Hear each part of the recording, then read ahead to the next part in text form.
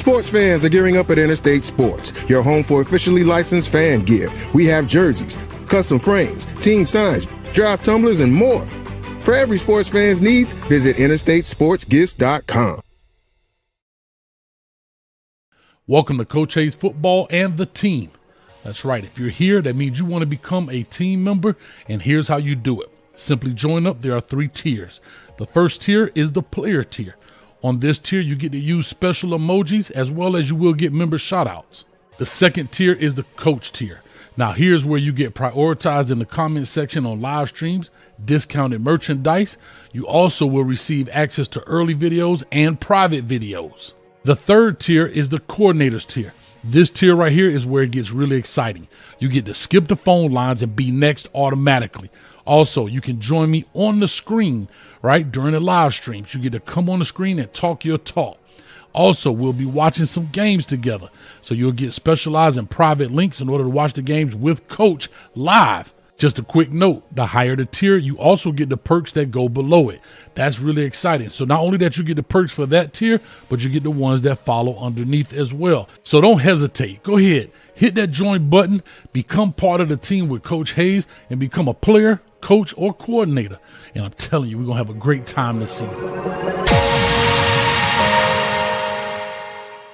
Take it back, take it back, take it back, take it back, slide, slide, slide, slide, slide, slide, slide, slide, slide, you're gonna go live, slide, you're gonna go live, slide, you're gonna go live, slide. I like you guys to skate, skate, song, skate, song, skate. I like you got us to skate. I like you got us to skate. I like you got us to skate. I like you got us to skate. I like you got us to skate. But the jet, let's pull off with you, slide ding, ride ding, dad ding, moving with you, drop it with you, time about the green light, let's go.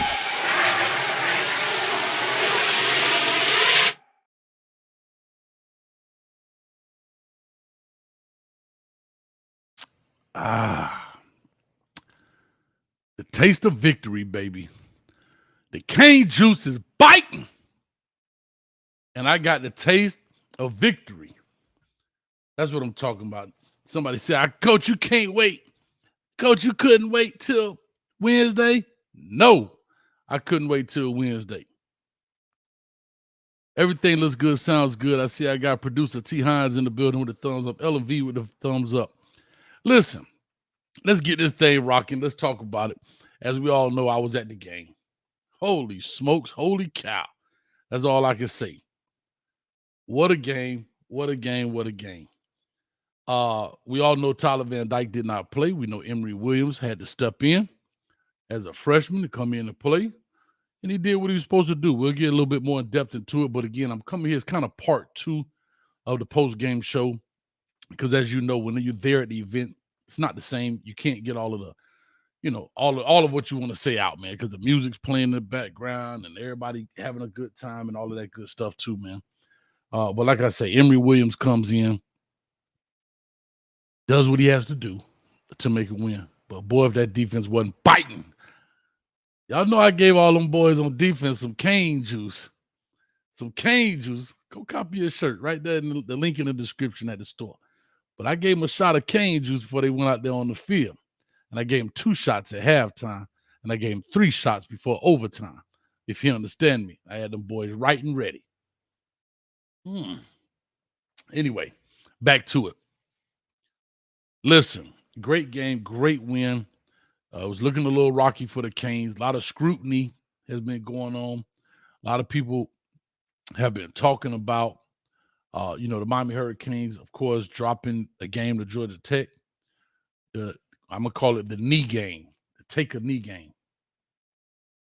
We didn't do that. Then we go to UNC. We don't win that game. And then we come into Clemson. A lot of people not thinking we're going to win that game, right? A lot of people thinking that, especially now with TVD not playing, and everybody wanted Emory Williams to come out, yada, yada, yada, and they come out. But, boy, was that defense biting. I have to give a big shout-out to 2 people. 3 people. 3 people. One, and I'm not a boastful person. I don't like to brag. But I've been talking about Rashard Smith every week, my breakout player. I talked about it on Wednesday show. I even talked about it in the pregame show. Unleash that dog. Let number 0 get busy. And boy, he popped that big run. I'm not even sure how long that run was. 90 yards or something, whatever it was. But my goodness, big shout out to him. He played in the slot, he played all over the place, and did a good job. Put up some significant numbers. Let me see if I can look at these numbers right quick. He had 4 carries for 87 yards. It was an 80-yard run, not 90, but 80-yard run. And then receiving, he had 5 catches for 36 yards. So, I mean, he put some work in and he made it happen. But anyhow, back to the story at hand. I said this in the post-game show, and I never thought, it never felt like in the stadium that Miami was losing the game when they were even down 17-7. It felt like they were just in a tough game, right? Because I will say this, as I'm sitting there watching the game and I had a chance to think about it as I'm driving back. Why we always do that? When we talk about driving, we always throw our hand like we're driving. I don't know. But anyway, long story short, as I'm driving back and I'm thinking about this game, I'm saying, dog, we weren't moving the ball, right? We're 3 and out. You know, some plays we moved it, but we stalled out quite a bit.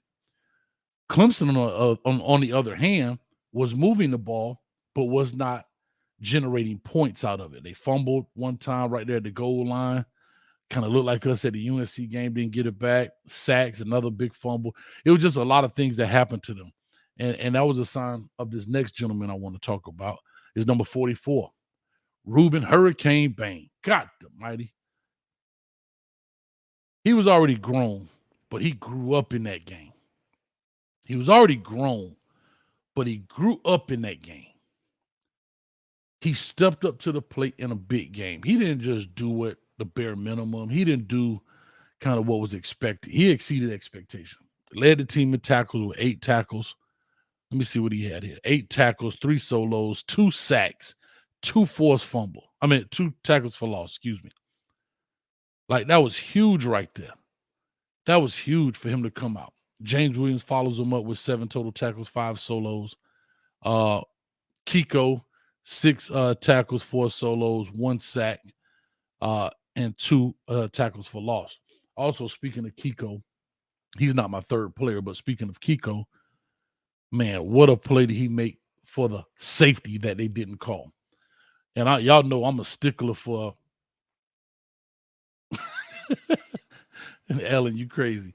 And y'all know I'm a stickler. I'll call it like it is. And that was clearly a safety.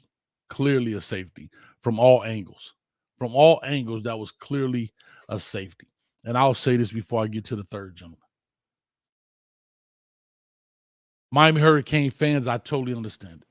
But this is more of a message to the players. We know we playing 12 against 11. Right? We know that we playing 12 against 11. And we can't give them any ammunition. Here's a prime example. The taunting, I'll make a comparison. The taunting call, right? Or the lack thereof. Number 2 was all in the face. I want to say, I can't remember who that was. Isaiah Horton, I believe. That was Isaiah Horton, if I'm not mistaken. He was all in Isaiah Horton's face. Shout out to Isaiah Horton's mom. Appreciate it. She checked me at the game. It was all fun. It was all fun. But she said, "You called my baby Tyler Harrell."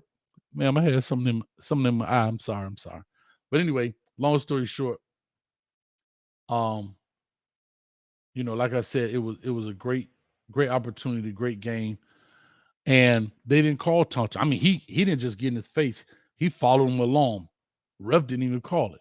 But you saw to the next person I'm going to talk about, Corey Flagg, in the previous game, he got up, he kind of looked over the dude, and they called taunting at a very pivotal point.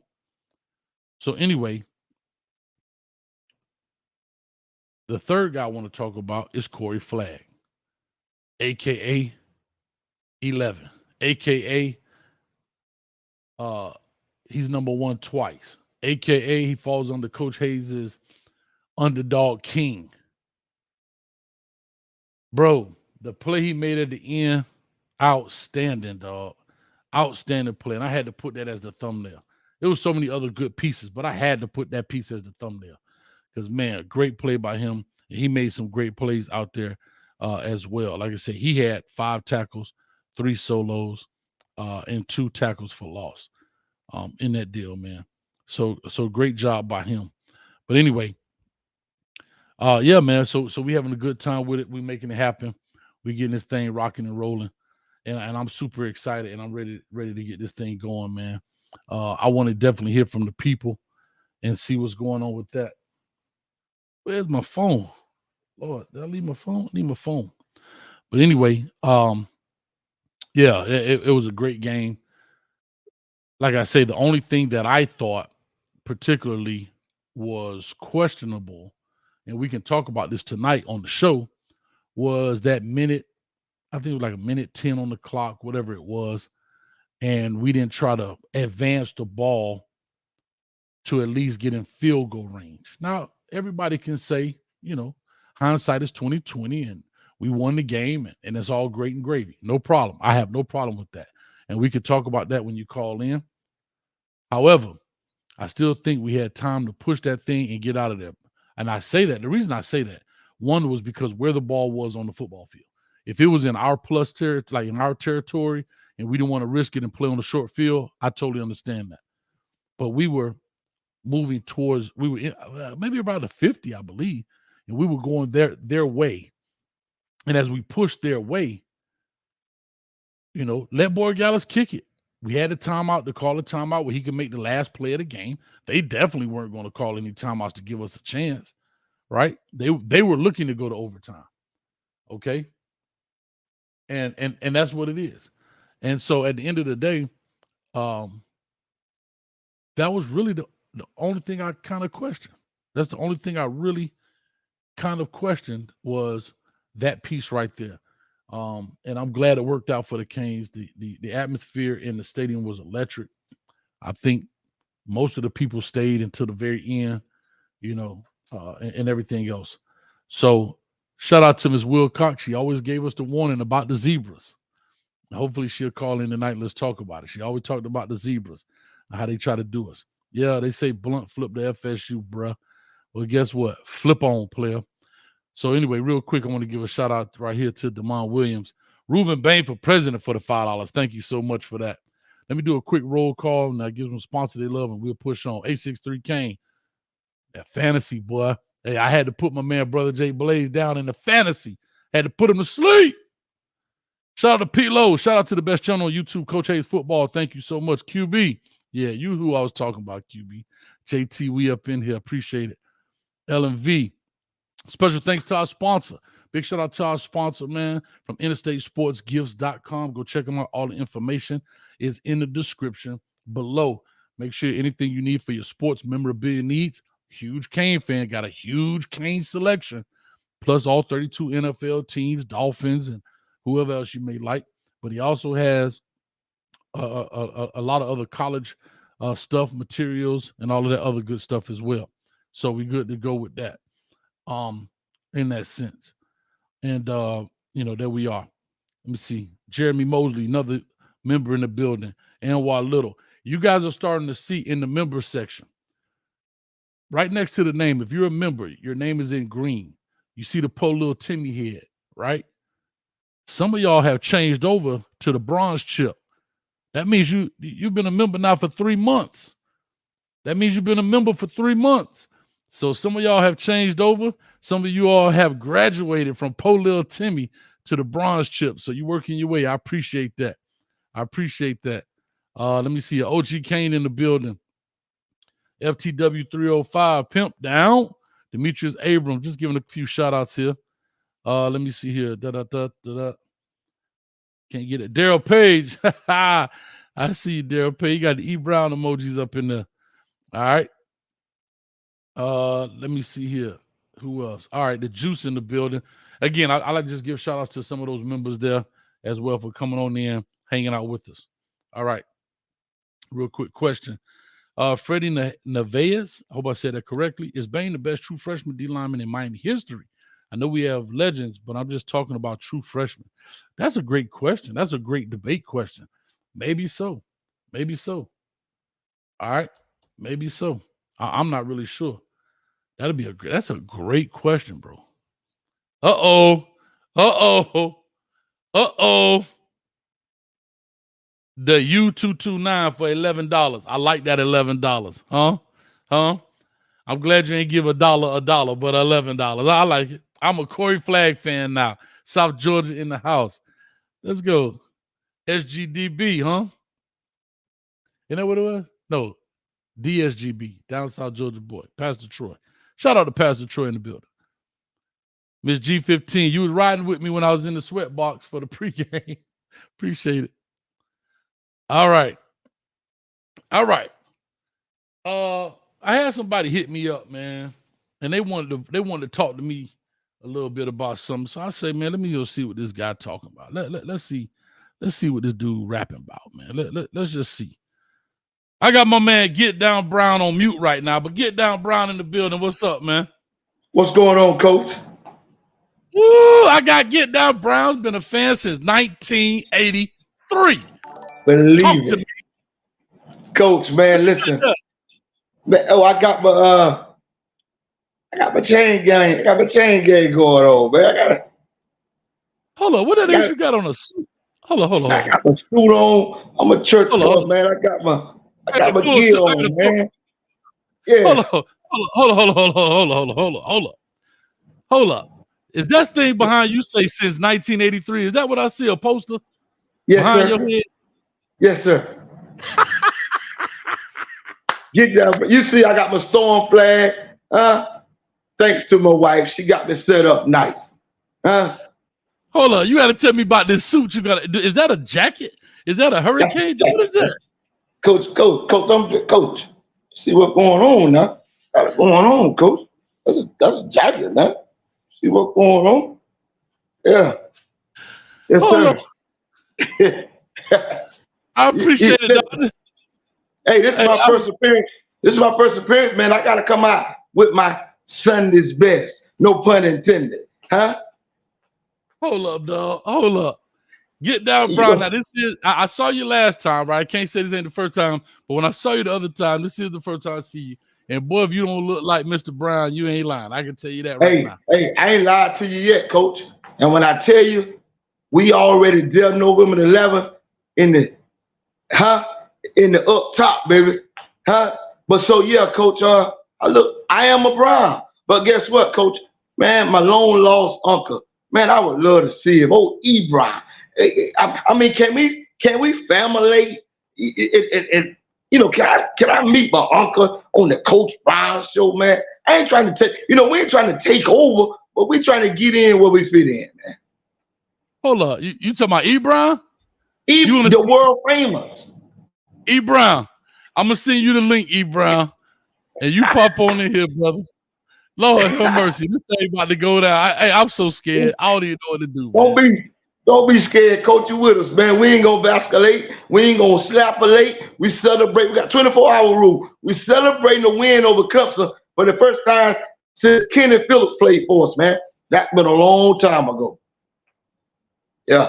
Yeah. Kenny Phillips been a minute, man. Real quick, don't know. Byron Lamb 499 said, my boy used to be at the Pilot truck stop in Midway, Florida. What's good, boy? Go wow, Kane. What's up, man? Hey, he got a good memory. See what I'm saying? Hey, man, Byron put his hands on me. Like the old folks say, I held down that truck stop for 10 years representing them Canes. Tell Byron I say, what's up, man? He can hear you loud and clear, man. I wait for Ebron to log on. I sent him the link. Hopefully he's listening. He'll log on. Okay. I ain't seen him in the chat, so we'll see. We'll see here in a second. God. Hey, listen, for y'all that don't know, this gentleman right here, this is Get Down Brown, been a Miami Hurricane fan since 1983. Coach, thank you. Listen, thank you for the introduction. That means I've seen the good, the bad, and the ugly. I've seen the great teams. I've seen the and I've seen the not so great. But I'm excited about where we at. Yes, sir. And remember, Coach, so I forgot to review quick, use the word. Say it again. I was just saying, you use the word. No, you could use the word called famulate. Yeah, famulate, man. That means you bringing a brown and a brown together to get down on your show. Huh? All right, well, we're going to find out right. Oh, he done logged on. We finna find out right now. Lord, how's this going to go? Oh, look at my uncle. Look at my uncle. Look at my uncle, man. Oh, no, man. You got the hater blockers on. Oh, what's up, baby? Yo. That's how I roll. That's how he roll. What the hater blockers at? Oh, you man, you showing? Oh, you a brown. Hey, I gotta take the sunglasses off. Well, no pun intended. God bless the dead, Ray Charles. No pun intended. But I had to no take pun the intended. sunglasses off because the light in my eyes. Well, you know what? You know what, you know what I thought? I thought you had the sunglasses on because you got a bright future. So, but guess what? That works for me. Coach, listen. Coach, this thing about to go to another level. Huh? So, hold up. I got y'all on here. I got Get Down Brown in the middle. I got one and only. I got the loquacious E Brown on the opposite side. Yeah. That's I how want to roll. introduce y'all. Hey, listen, that's how I roll. Go ahead. So everybody, please seat yourself. This man got signs. Get the popcorn. Get the popcorn ready. I need you to wash your hands, you filthy animals. And last but not least, hey, this is for Shad right here. No selfies in the bathroom. No selfies. Come on, man. Bruh, listen, bro. This man got signs. Where you get these signs from? You went into the truck stop and stole them signs, E Brown. Well, listen, I was reading the dictionary, and while reading the dictionary, I came across a couple of cards I had on file there. And hey, y'all do know what a dictionary is, right? Man, I gotta get my thesaurus. Hold on, man. I need my thesaurus. Go ahead. The dictionary is the correct pronunciation for a dictionary. Y'all say dictionary. Wow. But the right word is dictionary. Okay. I'm still learning at 42. Oh, yeah. Coach somebody. Bro, what is happening? Bro, you know what? Y'all got it. I done lost control of my entire show. I'm done. You done lost control? We got it. Meet the Brown. Since I'm the you want to introduce yourself first? Well, listen, I was in the midst of doing something, that nephew, when you called me, because I know you're in the midst of your ordainment. So I was in the midst of doing some things. I went in. I was in the closet. And I want to show you something. I want to show y'all something. What closet? Hold on. What closet you was in? I want y'all to see this. See the jacket right here? Yeah. Hey, I bought that jacket in 1973. I was gonna wear it. 2 years old. I was 2. I was gonna wear it to the James Brown concert, but he had that thing with Richard Nixon and we couldn't make it. So I kept it in. I kept it in the plastic. That looked like I brought it out for the night show. Since you wore your jacket, that nephew, I brought mine. Come on, go ahead and put it on, please put it on. Hey, I know our great uncle, mine and yours. He looking down right now. So please, put that jacket on, huh? No. Hey, no, I better not put that on. I better not put it on right now because it's kind of it'll clash with the University of Miami shirt I got on. Okay. Well, you know what I'm gonna do? I'm gonna take mine off then. Go ahead. Yeah. Show everybody the Miami attire. Man. I'm gonna come out my jacket and I'm gonna just sport my polo. Now. Okay, all right. I like the turnover chain. Yes, sir. the green I'm still turning it over, man. You know, some things you can't let go. But the first thing I want to say, and I'm gonna get out the way and let you do it, man. You the man. I'm happy about the win last night. Now, what I did last night, I went to the FSU game as the Grim Reaper, had on all black. I was hoping I could have helped those guys pull off the upset, but then I thought about it. No, I don't want them to ruin FSU perfect season. So November the 11th, Veterans Day weekend. 1-1-1-1. See there you go. So, I'm good, man. Yes, man, I'm happy to be on the screen. Yes, well, sir. see, last night I was at the University of Miami game. Okay. Oh, okay. I was at the University of Miami game, and I was in the club seat area, and they told me that they came to my seat and they said, hey, there's a guy here by the name of Coach Hayes who said that he wanted to come in and sit for a little bit. Did you let him in? I said no. I said no. You can't let him in here right now. We kind of doing things. Hey, listen.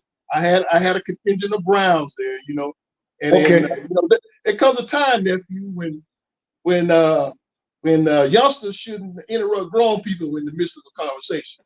Hey, back in the day, you never did that. If you walk in the room and grown folks are talking, you'll hear something like, "Don't you see grown folks talking?" And you make watch this, you make a U-turn and go back where you came from. Exactly. When grown folk talking, you don't come in and interrupt the conversation. And that's the message I essentially sent back with the usher. I said, hey, tell him, hey, we got some grown folk Browns talking, and we ain't got time to be pontificating and vacillating. While we trying to family, you know what I mean? So I agree, man. Exactly. Man, now, you know what? Now the other thing, let me just show you how rude this young generation is. Coach Hayes is one example, but the other example is like, Shad 1419. You know who Shad 1419 is? Yeah. He's a young man. He's a young man he's got the bathroom in his truck. He's got a silver shower curtain in the truck. And I played him in the fantasy football last night. And before he be respectful and call me up and say, hey, E. Brown, all of your guys are on a bye week. He tries to play me with all my guys on the bye week. How disrespectful is that, man? That's disrespectful. But you know what? Hey, nephew? Let's talk a little bit about what happened last night, the hurricane. Okay, let's talk a little bit about that. Can we? Can we talk a little bit about that? Yeah, for about 2 minutes, man. Let's talk about the game. All right. Yeah, just a little bit like that. I mean, it was a great game, great atmosphere. We came out with a win. Eventually with the win. And the support last night was tremendous. I mean, you had a contingent of podcast entertainers there, including the great Coach Hayes. He was there, and but go ahead, nephew. You take over now, nephew. Well, you know what I was excited about? The future. Emory Williams, 6'5" quarterback from Milton, Florida, Santa Rosa County, the great Randy Allen High School up my way, up west. My hometown is Quincy, Florida, so I'm very familiar with this kid. Man, listen, he's a natural passer, and the first thing he said after the game, they let me know he's our guy. He said, I want to give thanks to God for giving me a platform and an opportunity.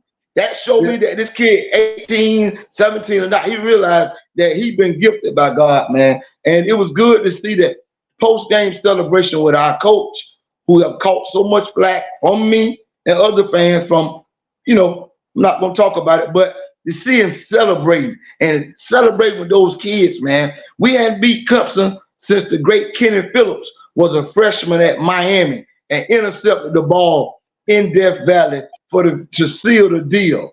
That's the last, Clemson caused us some pain. So I'm celebrating, man, but I tell you, I'm looking forward to November 11th. This message right here is for Clemson, man. I like it. Please see yourself.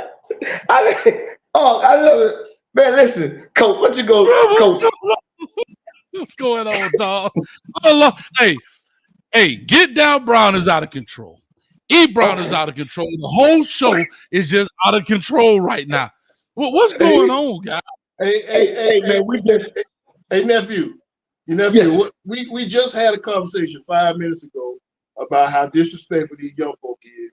Now, who invited him to come into the Brown Brett family conversation? Who invited him into the conversation, nephew? Please tell me. We gotta let him back in. Hey, cause I'm the landlord. You are the landlord, and you the keeper. That's how I roll. Hey, but Coach, seriously though, Coach, man, I appreciate you letting us come on, man, and giving us a few minutes. You know, even without the buzzer, man, we, and guess what, Coach? We're gonna be tuned in every night you on, man. Yes, sir. Absolutely. Listen, y'all. Hey, listen. This is Meet the Browns. This is Get Down Brown, 1983. That's a long time. That's a long time. Bruh, that's a long time. But that man said he had that suit and that plastic since 73. That's even longer. I was 2 years old. Huh? I got a question for you, E. Brown. Have you ever worn that suit? Well, I wore it to the Classic in 1977, and I was 5. Hold on. Can I stop you right there? This is why I know E. Brown, you old, because you say 19 and 77, not 1977. I wore it at 19 and 77. Yeah, 1977. I wore it. You probably kept the plastic on it because they had Scotch Guard then. You just ain't want nobody to spill nothing on it. Well, you're always supposed to keep your plastic on your prize outfit, and that's a prize. Hey, and your whatnot. Hey, if you go to grandma's house in that room that can't nobody go in, but the pastor and the insurance man, and she still got the whatnot in the plastic. You better not. Hey, don't forget about the couch in the chair. Yeah. Oh, you can't even sit on it. Yes, sir. Here's what I'm gonna do. I'm loading up the queue. 862-799-9956. We're gonna let that load up right now. Y'all call on in. Let's talk about it. In the words of E. Brown, I want y'all to bloviate, vasculate, participate, but don't manipulate the show.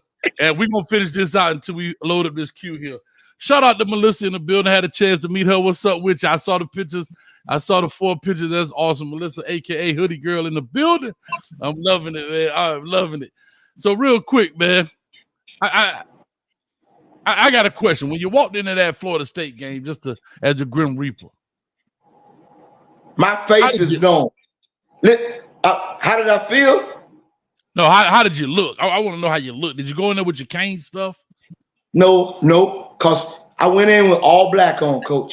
A black zipper hoodie without the hood, black shorts, black socks, black Jordans. Just in case Duke, you need somebody representation. My late father, the late Reverend Willie Brown, he had a funeral home, Brown's funeral home right there in Tallahassee. So just in case they needed somebody to lay those guys to rest and speak over them, but Duke couldn't pull it off, What is going on, dog?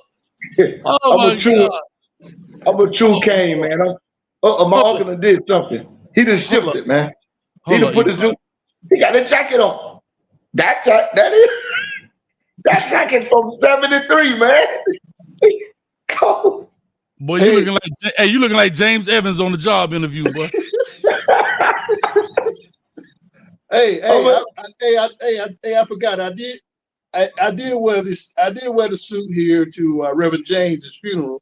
When Reverend James, my longtime pastor of 37 years, he passed away in 1977. I did wear this jacket here to his funeral. Okay. What church was that? That was Bimbo Baptist Church. Bimbo Baptist Church in 1977. What city? What state? That was in the city of Moorhaven. That's the city of Moorhaven, the state of Florida. Wow, that's deep down south. Yeah, that's deep down south there. That's deep down south. Coach, what you gonna do with the Browns, man? When you go there, you got to learn how to fish. You got to learn how to make your own fire, and you got to learn how to fight. As they say in my hometown, you got to learn how to fight the mosquitoes. The mosquitoes. The mosquitoes. Not mosquitoes, the mosquitoes. The mosquitoes. Hey, Shad said, what in the world is going on right now? I've lost all control. I'm like a man trying to fly a plane. And Mayday. The Browns have taken over. Hey, I gotta take this jacket off because it's kind of hot. So that's why I'm here. I'm gonna drink a little cane juice right now. Yeah, I know I'm hot too, man. Listen, Houston, we got a problem. But you know what, Coach, man, you're in good company with some Browns. Because all three of us got something in common. We love these Hurricanes, man. And I'm not gonna hijack the show and the time, and because everybody want to call and be on your show, man. Hey, my uncle going up to you, man. So, Coach, I just want to thank you, man, for letting me and my uncle come on, man. And man, listen, we're a fan of your show, but we love our Hurricanes just like you. Yes, sir. Yes, sir.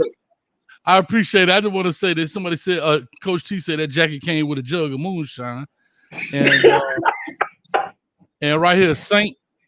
Louis said, bro, look like he stepped out of 83 caddy. Listen. I don't know if you want to answer that, Ebron. I said Ebron has a basketball hoop over his bed on his bed. He might be dunking on some. I don't know. We out of control right now. Hey, Coach, that's a little bit disrespectful, man. That's a little bit disrespectful saying like I'm dunking on somebody in the bedroom. You know, you got a hoop in your bed. You got a basketball hoop in your bed, but I'm disrespectful. That's one thing you got to do. That's one thing you got to remember. Now, in your house, you got to have his room, her room, and a meeting room. See, this is my meeting room right here. Okay, this is the meeting room where everybody meet. You know, everybody meet. And I had the man cave. You see the man cave sign back there, right? You see it back there? I see it.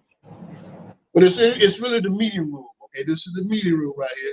That's why you see the basketball hoop back there. You see the basketball hoop back there because, you know, during my younger days, I used to be able to play some basketball and dunk the ball, turning around, dunking between the legs. I used to be able to do all that stuff.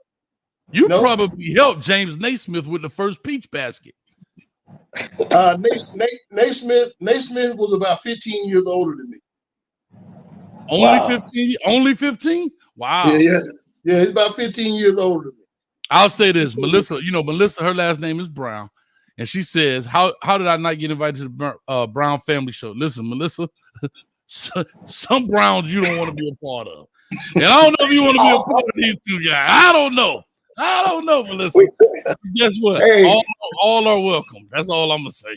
Hey, we never kick a Brown out of the family reunion.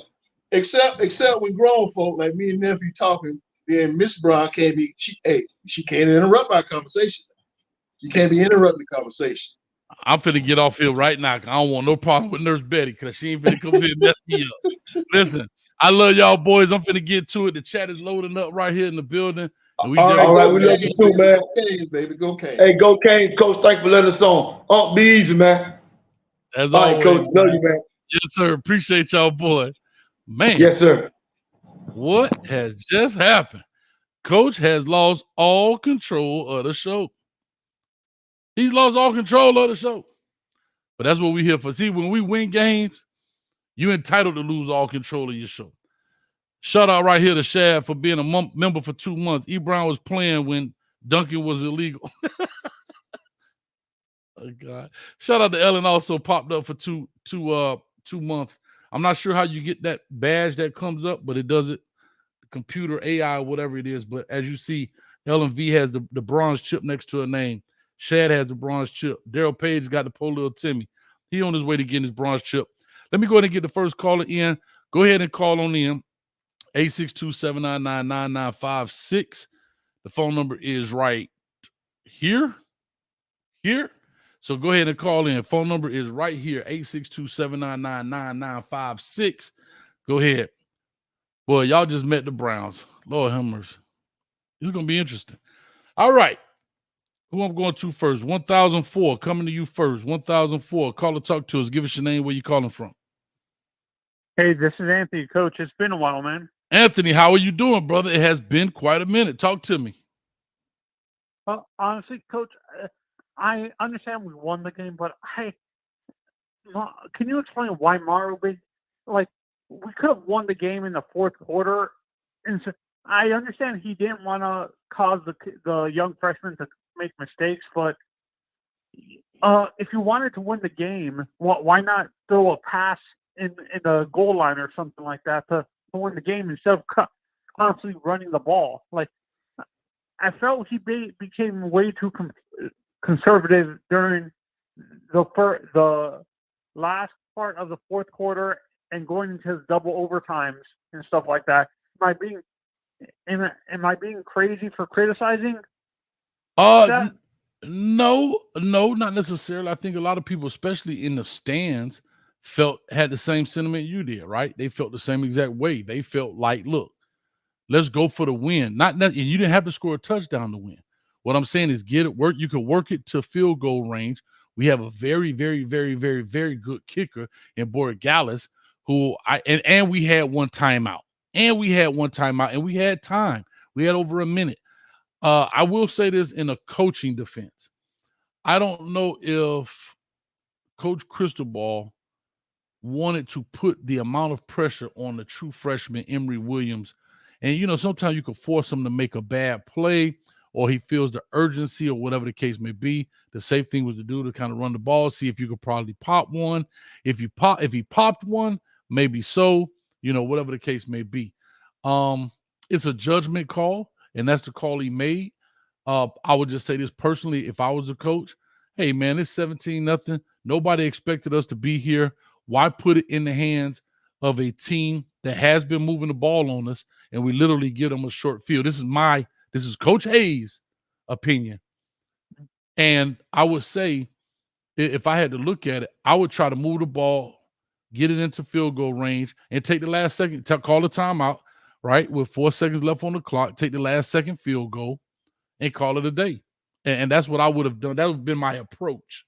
Now, if it gets to the point where down the distance become an issue and you got to just try to force it, so be it. But, like I said, Coach Cristobal gets paid the $8 million to make those decisions, and it worked out for him.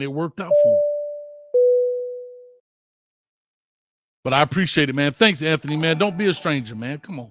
Talk to us, man. Okay. Right. All right, brother. All right, real quick. I guess that's Skinny for the 199. Gotta put it up here. It'd be nice if I put it up. Skinny for the one. But the Browns, crazy, man. I really feel like we can finish 10-2 this year. Yeah, we can. We definitely can. But I have to say this: quarterback play is still a thing now. Let's not get that misunderstood. Now, quarterback play is still a thing, and I didn't get a chance to get to this, but Emory Williams did finish out the game 24-33 for 151 yards, average 4.6 yards pass, 1 touchdown, 1 interception. I thought they were being very safe with him, and that's okay. There's nothing wrong with that. That is freshman things, right? He had some freshman woes. Some of them he skipped off the dirt. So it is what it is. You know what I mean? So, at the game, we could have pushed harder to try to get it. But again, we weren't looking for Emory to score a touchdown or the Canes to score a touchdown. We wanted to get into field goal range where I thought our very good where our kicker could have, sealed the game walking out of that 2017. But I appreciate that. Next call up here, 3225, coming to you. Call and talk to us. What's your thoughts about it? What's up? Goes is Trent. Trent, what's going on, man? Nothing much, Coach. I don't know if you can recall. I called in after we beat A&M, and I said that we was gonna get Dabo. I made that public declaration announcement on behalf of Mark Cristobal and Shannon Dawson and Coach Lance Gidget. And it kind of went under the rug because we kind of stumbled after that. We won the stand against Georgia Tech and USC. But I just want to give props to our trenches, which our head coach harped on. Mm-hmm. Not only did we penetrate and get 5 sacks on defense, but we gave them 0 sacks with a true freshman starting back there. Good call. And they got some good linemen now. They got some good linemen, D linemen, Tyler Davis, Peter Woods. We talking about 5. And speaking of 5-star defensive linemen, Coach, we got one on our side of the ball, and everybody was complaining about where he's been, and he's not this and he's not that. And I wanted to call in the last show, but I kind of got on a little late. We got closed down the lines just to let people know that Leonard Taylor was, first of all, coming off an injury, and his snap count was real low. If I'm not mistaken, I think Leonard Taylor played 50-some snaps this game, with Ruben Bain playing like low 60s. When you get your player going, you allow him to get going. That's what you get. And I feel like we was kind of how we did Emory Williams. We was kind of, just babying Leonard Taylor a little bit. Like, we want to let him really get warmed up. But I want to give a shout out to Cam Kitchens too, because a lot of people, they was upset about how he was aggressive with the UNC. But most importantly, Coach, because this is really supposed to be my ether, and I'm so calm because I expected this. I just want to get this off my chest. Talk to y'all. Sorry, y'all are some crumb bums. Y'all, I'm trying not to cuss on your show, Coach, but they some crumb bums. You couldn't stop left, right, dive. You couldn't stop the ice. What are we doing over there? I'm waiting for you to go off. I get you got a minute because you sound too calm. Me and you, when you get on here, it be one of them get 'em moments. So can I get it? I'm saying, Coach, I ain't want to go there because goddamn, you get him. How the hell can you not stop left? All right, down. Get him. I'm talking about Coach. You got Don Chaney, fresh off an ACL injury, coming back strong. Get him. Rashad Smith, come across the middle. Get him. Get a quitter. Get him. Kobe Young. Ain't that was his first round of coach? On top of his head. Get him. Was Jeremiah Turner and Barry Carver. They asked was nowhere to be found when we was on the goal line. Coach. Get him. And everybody talking that shit about Corey Flatt. What Corey Flatt did? Hump that shit down. Okay, come bring your ass in. You ain't no 5-star. Get him. Coach, this shit real. Coach, this shit means something. They don't understand. That's why we had to bring this thing in tight. Like Mario said when he first got here, Coach. This shit means something to us. Get him. Ain't a true freshman. Can't club me. Hey, no homo. Pause. All in his ass, Coach. Get him. Pause. Well, hold on. Don't get him on this that shit one. Personal. Pause on that one. Pause. This shit real personal, Coach. I can go there, Coach. Don't do it, brother. Don't do it. Hey, calm down. Tranquilo. Calmate. Listen, I'm loving it, man. Appreciate you, Trent, dog. Let me go get these next callers in, boy. I ain't talked to you in a while, man. I'll be missing y'all boys, man.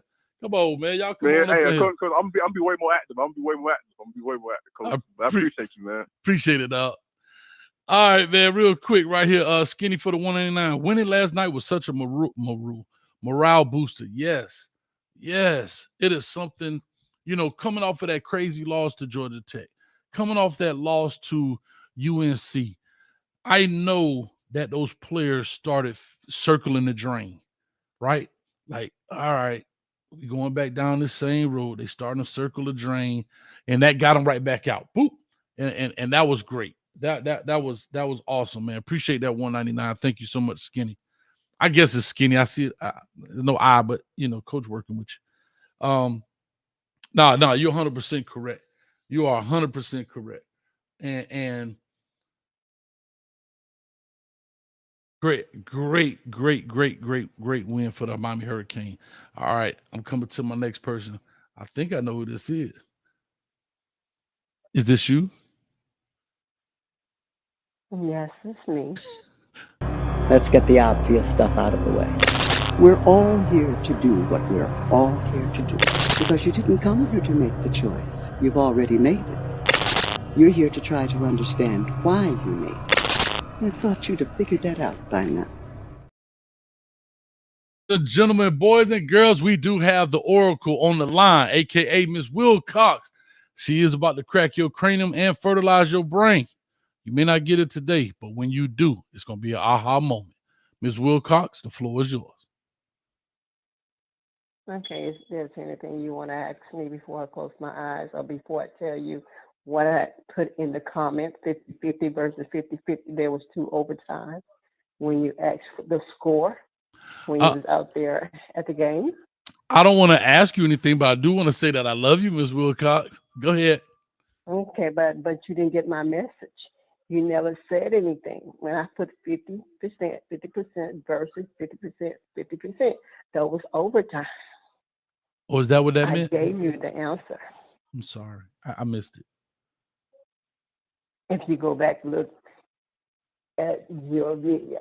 But let's get to it, because number one, the question you want to ask why Mario did not go ahead and close the game. Mm-hmm. He wouldn't win. Because I would set up another hit. And you can't stop it. Mm-hmm. So you have to sit back and ride it out this time because he has wisdom. Remember, he used to be the coach for Miami. He also coached for Alabama.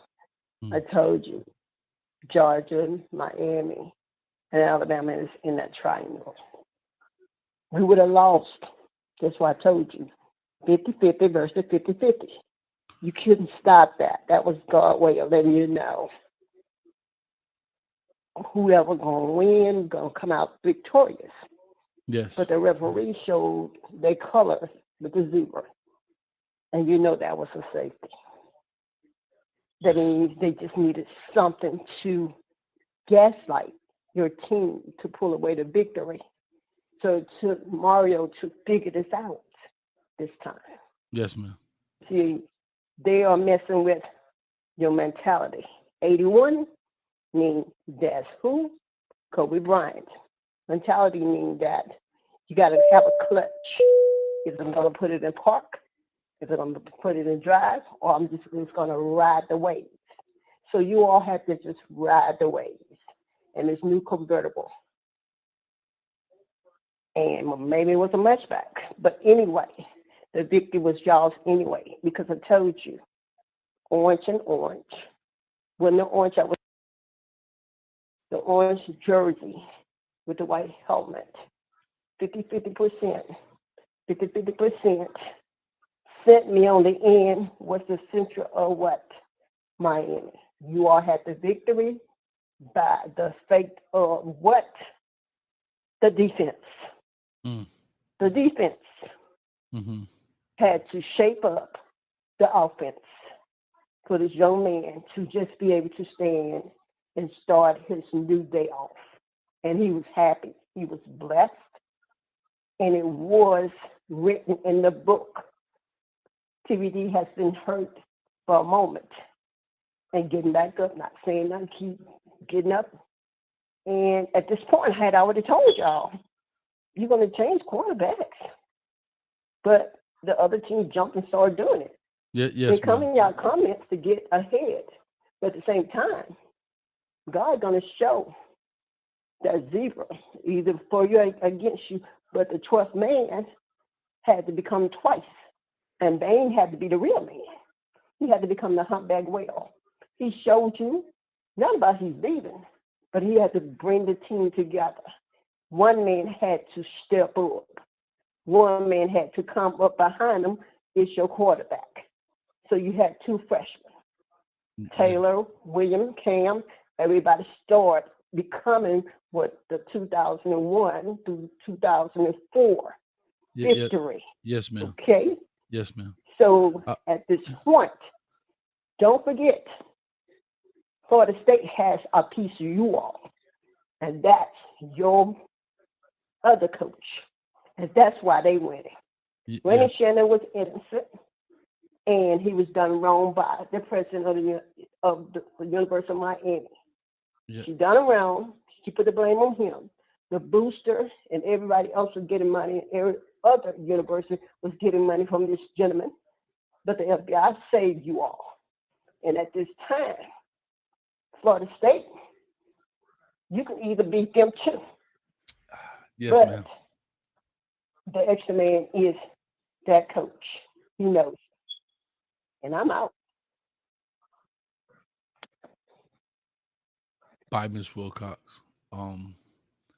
But for those that don't know who's new to this show, that is the Oracle, a.k.a. Miss Wilcox. Miss Wilcox, a.k.a. the Oracle. I told you, you may not get it right now. You got to peel back the layers, the zebras, the humpback whales, the 50-50 for 50 for 50, 50-50 for 50, 50-50. I'm telling you, you're going to figure it out. You already made the choice. You just here to know why you made the choice. I thought you knew that by now. Thank you, Ms. Wilcox. I appreciate it.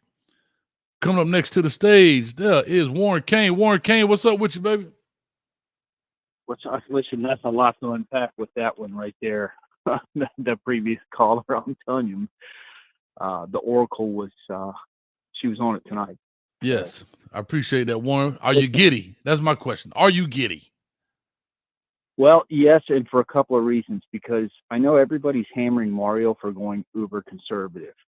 Listen, He just lost a game by the most monumental decision in college football history, and then he followed it up with another loss to a team that he had to unscrew his brain something. And with all the, Gino Torretta, the Brian McKinneys, Jimmy Johnson, Craig, or Dennis Erickson on the sideline, he was not about to be stupid. There is absolutely no way. With all of his peers that he worked with, Jimmy Johnson recruited him and Erickson coached him. There was no way in hell he was going to do anything stupid last night. So I don't fault him at all, because it was all those guys and those coaches that made the team great. So him taking the breaks and not being his typical bullheaded self and doing something stupid, he wrote it out, and then we won just because he knew the defense. I'm sure those coaches told him, "Hey, listen, this defense has got it. We just need more time." And then it happened in the second overtime. I was pleasantly surprised at that game. And somebody made a comment. It might have been you last night, or someone on one of the videos made a comment that even though we were down 17-7, even in the fourth quarter, it really didn't seem like we were out of the game. And that was a very valid point, because we just weren't as sloppy yesterday. And I'm getting giddy again. Okay, I got to tell you, I lost it, but it's starting to come back, because I saw what I needed to see last night. And Ruben Bain, listen, I don't know if you're aware of this, but all these YouTube guys out here, they have followed in your footsteps, because it wasn't until you were the very first person to sing the praises of Ruben Bain, and all of a sudden everybody else got on the bandwagon. So I want to publicly note that, I'm talking to the person right now who made it public for all of the world. So thank you for that. Thank you, man. You're a trendsetter. Don't change your way you're doing things, because everybody else is watching what you do for the better, and it's awesome. So please don't change what you're doing. Thank you, Warren. I appreciate that, man. So, I know I'm just excited, man. I'm really excited. How are you feeling? How do you feel after seeing that last night? I feel great, man. I feel that we did something that we had not done. We showed some different looks that we had not seen before. Maybe it was due to Parrish being injured, and we were a little bit short in the running back room, pretty much down to two running backs in that sense of A.J. Allen and Don Chaney, knowing that injury could be something. So I don't know if they were forced to put Brashard Smith, as a running back, or find the other running back, because the other ones are hurt right now. Citizens is hurt. Mark Fletcher is hurt as well, and now Henry Parrish was out. So you went from 5 to 2 in one season, just like that already, and we halfway through it. So, but it was a good change of pace for the offense. We pulled a lot. Finally, we looking like the old man. We was pulling left and right, gap scheme plays. We doing all kind of stuff, man. So that was great to see. And defensively, they played like I knew they could play, and they've shown they played. Now, here's the question. We have to do that consistently. And that's the question. That's the only question I think in my mind that needs to be answered. We know who our players are. We know who they're not, right? We know what they can do. We know what they can't do. We know what they're capable of. We know what they're not capable of. But one thing one question that really needs to be answered right now is, can this team perform this way consistently? And that's the difference. Well, Louisville and Florida State will be the ultimate tell. Hell, the way it's going, any given team, like you say, nobody would have thought North Carolina drops to Virginia. Nobody thinks like Duke played well, but nobody thought Duke would be leading that late in the game. Like, nobody. Yeah, they're gonna score some points, but come on, they almost, But it is what it is, Warren. But let me push on. I got quite a few up in this joint, man. All right, brother. I'll talk to you soon. Thank you, man. All right, we got my man Trevor right here from Interstate Sports. Gibbs, talk to me, man. What's your thoughts, man? Hey, what's up, Coach? Just getting on. So I don't know what's been discussed. The defense played awesome. The offense sputtered for the most part to me with a bunch of 3 and outs. True. So the defense kept them in the game. I listened to the show was Tyler Van Dyke the problem. But folks who I think want to see Tyler Van Dyke gone. Only thing I'll say to them is this: is the offense that we saw last night as productive as the offense that we've seen with Tyler Van Dyke? And if the answer is no, then Tyler Van Dyke, if he's healthy, need to be in the next game. I applaud Emory. He was playing high school ball last year, so he had a Cinderella game. And there are a lot of guys that come in and have Cinderella games. You know, some guys go from a backup quarterback and go win a national championship in a Cinderella game. But I don't think the offense last night need to go forward into the next game where we have a nail biter like we had last night every single game by switching quarterbacks. Like I said, I don't know if it's been discussed, but I know listening to the previous show when you was asking the Tyler Van Dyke the problem, I think if Tyler Van Dyke was in that game last night, the score wouldn't have been the score we had last night. I'm glad we won. Interstate Sports was celebrating with all the hideaway Hurricane fans that came in the store today. So it is all good. But I'll listen to the rest of the show, and me and you will catch up later on in the week. Well, listen, go ahead and plug your stuff, man. You sponsor the show, so go ahead and let the people know this is the owner, operator, gatekeeper, door locker of interstatesportsgifts.com. As you see right here below the phone number, all the information is in the description, but let them know briefly what your store is about, what you got going on. I carry all 32 NFL teams. I carry about 18 college teams. Everything from lanyard and a keychain to hover helmets that float in the air.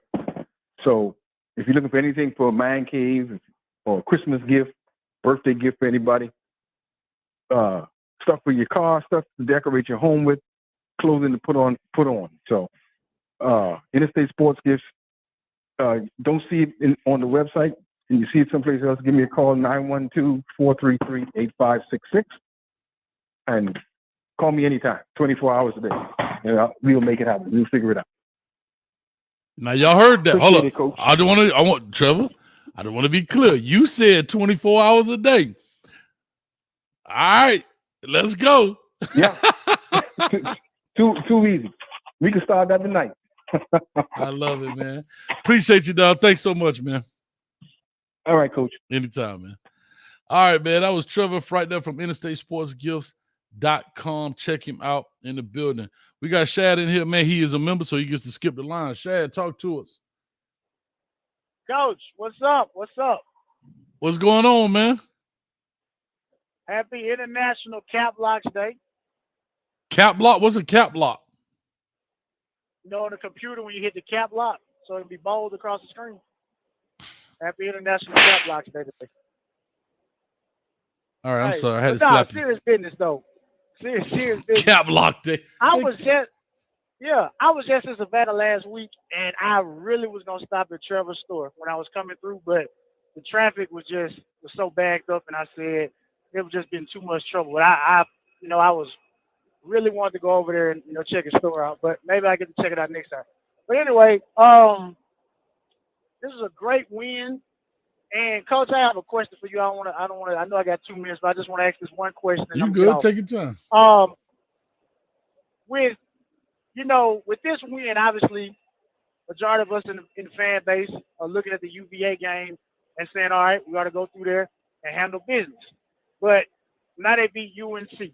So because you just said it, we need to see the team play consistently.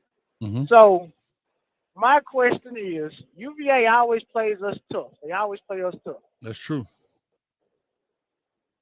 Could this be the game that we treat UVA the way that we need to treat UVA? Or could you see it being nipped and tucked even if Tyler comes back? Yeah, I have to say this, yes. Because UVA hasn't shown to be consistent in their winning prowess, right? Like they haven't shown to be where they could just, like they knocking it out the park. So they may have just caught UNC on a bad night. It is what it is, right? And so I say all that to say this. I think that we definitely should go in there and slap them around and call them Susan, right? Or they should come to us rather, because they're coming to us. And when they come in, you grab them by the jersey collar and you slap their face and let them know, ha, ha, ha, ha, ha, and send them on their way. Go back and be a Virginian. Get from around here. You're not wanted in these parts, if you understand me. Yeah. So, in my mind, yes, I believe we definitely can do that. Yes. Okay. And then just one more question. Catching UNC on at the bad night, because like I said, I went to the UNC game and I don't know what they do, but it seems like they put a lot into beating the University of Miami, and I'm sure we put a lot into beating Clemson. They asked after the game how did he feel. Bang said, "Look, I feel like a 70-year-old man." So could it be that we put so much into beating Clemson? Kind of the same question. How much do we have left for next week? And you know what, Shad, to be very honest, that's a very valid point. It's almost like boxing, right? I know I'm the analogy king. It's like boxing. You see that guy that was in that brutal fight, slug out fight, blah, blah, blah. He just doesn't have anymore. I'm not saying that's the King's issue, but that is a very valid observation where and you got to explain the Bane 70-year-old man thing, because somebody else brought that up to me. I didn't grasp it because I didn't see his press conference. I was driving safely on the road, keeping both hands on the wheel and both eyes on the road, and I didn't want to tempt myself to look over, and So anyhow, you got to explain that piece. But no, that's a very valid point about sometimes, as the saying goes, you shoot your wad, right? And so maybe that's the case. I'm not really sure. But talk to us. Go ahead. No, I guess he was just talking about, the bumps and bruises associated with the game. His body feels like he's 70. But that's what I took away from it. Okay. And at this stage in the game, at this stage of a season, and you playing physical like that, I'm telling you, this is why I tell people, man, this is a violent sport. These guys are not robots. These are human beings, bro. And you have to remember, every kind of injury or nick that they have, it gets compounded week after week after week because it never truly gets to heal. It never truly. Think about if you just bruise yourself, you hit your arm on the table or the wall or whatever. That bruise don't really go away in 7 days or 6 days. And especially think about this. That's when you're just sitting at home. These guys are still practicing Monday through Friday. That stuff is still being hit on. So your body truly never heals. Like a bye week is the most your body's really going to get some rest. And we've already had our bye week. You understand? We had week 6, I believe it was, or week 5. Yeah. So yeah, every time and you play a physical game like that, and the intensity he played with, man, I get it. I totally understand. All right, then. I appreciate it, Coach. Thanks, man. Drive safe out there, brother. All right. All right, 8827 coming to you next. 8827, call or talk to us. Give us your name, where you calling from. All right, man. It's Reggie, Cali to Miami, Miami to Cali. I love it. Talk to me, man. What's up with you? That's what I got to say. Now, look, we all know very well about Big James Williams having a great Pop Warner optimist career. We all know this. He's been a man-child when he was a kid. We all get this. Mm-hmm. But like that other Miami Hurricane legend, hold on, son. I'm talking Hurricane. Like that other Miami legend told him, he has to go to outside linebacker or DN. He's probably too small for DN right now. But outside linebacker is what he's going to get paid at. We all know he's better and greater closer to the line of scrimmage. Mm-hmm. James need to make that move now before he get to the league, and then they ask him to make that move. If he make that move now, he could be dynamic. So closer to the line of scrimmage, he the man. Don't nobody deny that. I just need James closer to the line of scrimmage. Because when we play those teams that's going over the top, James a liability. Ain't no way Nine should have ever played with big game James like that. Ain't no way Nine go over the top on James like that. That should never happen. Ain't none of us even heard of Nine.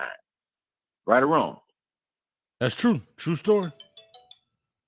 Nine get in the game, and they going at James. In that corner we got 22, we got to get him out of the way before he continue to expose us. Because every game I'm looking, they targeted him for them 50-50 jump balls. He's a liability every time. I need James at outside linebacker.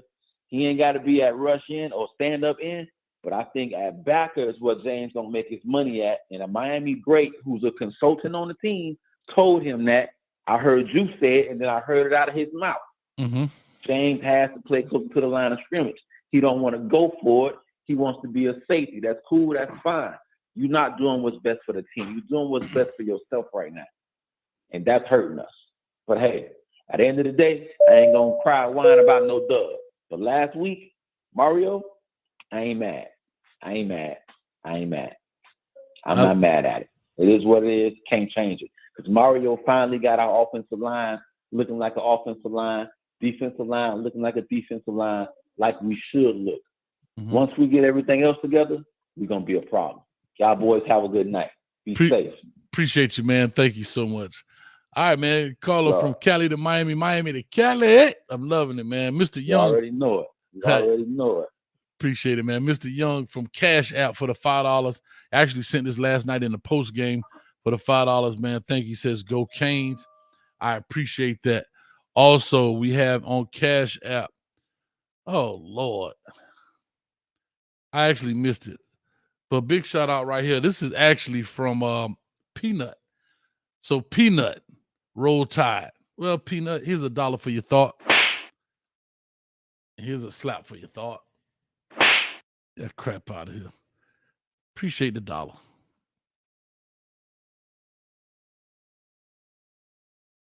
Anyway, get that out of here.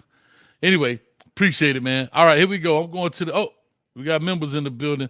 I don't know, 9841, hold tight. But if they're members, they get to skip the line. We got Steel Kane in the building. Talk to us, Steel Kane. What's going on, Coach? I'm good, man. What's your thoughts, man, on this deal, man? Talk to us. So I feel like, we played a good game yesterday, you know? I mean, with the exception of us having a freshman quarterback, not really producing much on offense, but our defense really came through. I feel like I just keep hearing a lot of criticism about how the end of the game was handled and stuff like that. So, you know, my perspective on it is like, I feel like you can't expect too much out of a freshman quarterback. And I feel like if you put too much pressure on him, it may not work well. It may not work out well in the end, you know. So it could have resulted in us trying to force him to get to the end zone with that last minute and a half, and it could have resulted in maybe an interception. Well, I'll say this still. I'll say this still. I get it, and I think people are thinking that last minute we had to score. We didn't have to. We just had to get a field goal. Right? Yep. And I'll say this as a rebuttal, if you don't mind. Where do you think more pressure is? That last drive, knowing it's tied up, you don't have to win it. That last drive where, hey, I can put us in field goal range, which you didn't really have that far to go. Maybe 20 yards, 25 yards at the most, maybe. Or overtime where let's just say what it is, you have to score. You have to score because if you get the ball first, you have to score. Yeah, you could kick a field goal, but now you're saying, hey, we didn't score. Or flip it around and say, hey, Clemson scores first. Now you have to score in order to match it to continue on to the second overtime. I thought personally there was less pressure pushing it to field goal range than it would have been in overtime for a freshman quarterback. That's my opinion. Was, hey, guys, listen, we can isolate this thing. We could throw up the jump ball again to number 4, 50-50, right? Ford knows, look here, at all costs, you do not let them catch it. You're throwing it up 50-50, right? It is what it is, okay? Remember, you're already under a minute, so we could throw it 50-50. Pass interference is actually a call right now. Like it's an offensive play, it seems to be in football. No, we may not get that call, but hey, it is what it is. Or do I say, hey, youngin, let's go to overtime. And you got to score right here, baby. I think it's less pressure on that end. But go ahead, finish your point. Yeah, go ahead. Nah, I hear you, Coach. I hear you. Mhm. I feel like both situations apply pressure no matter what. I think in one situation it can be a little bit more controlled in how you handle the pressure. So in that second situation, when now you're in overtime, like now it's like you got more time to think in between plays. I think at the end of the game, there's kind of like more of a hurry up offense, and it's kind of quick thinking, and I feel like a part of that is going to come on the success of that is going to fall a lot on how well the QB is able to process things and process that end of the game situation. So I don't know. I feel like both situations apply pressure, but I feel like with a freshman quarterback who hasn't really done a hurry up drill at the end of a game and things like that, like I feel against a team like Clemson, I feel like maybe the second situation. I mean, I don't know. I could see it go both ways. So I can understand the criticism, but at the end of the day, I feel like we just got to appreciate and respect the fact that we won the game. We came out on top this time. That's fair. And just like, we came out on top this time, and last time we didn't. The last two times we haven't, and okay, and in those cases, it's okay to criticize the decision making and being critical of that to help prevent that from happening in the future. But we won this time. So let's enjoy it. Let's soak it up. And let's get ready for Virginia next, and that's just it, because this ain't a perfect team. This ain't a team that's going to win a championship, this year. I'm sorry, it's not. My record prediction for them this year was 9-3, and I felt like that was me being a fanboy to some extent, but I feel like this team is progressing and moving in the right direction. So I don't want to hear, oh, let's fire Cristobal and all this stuff, because that's craziness right now.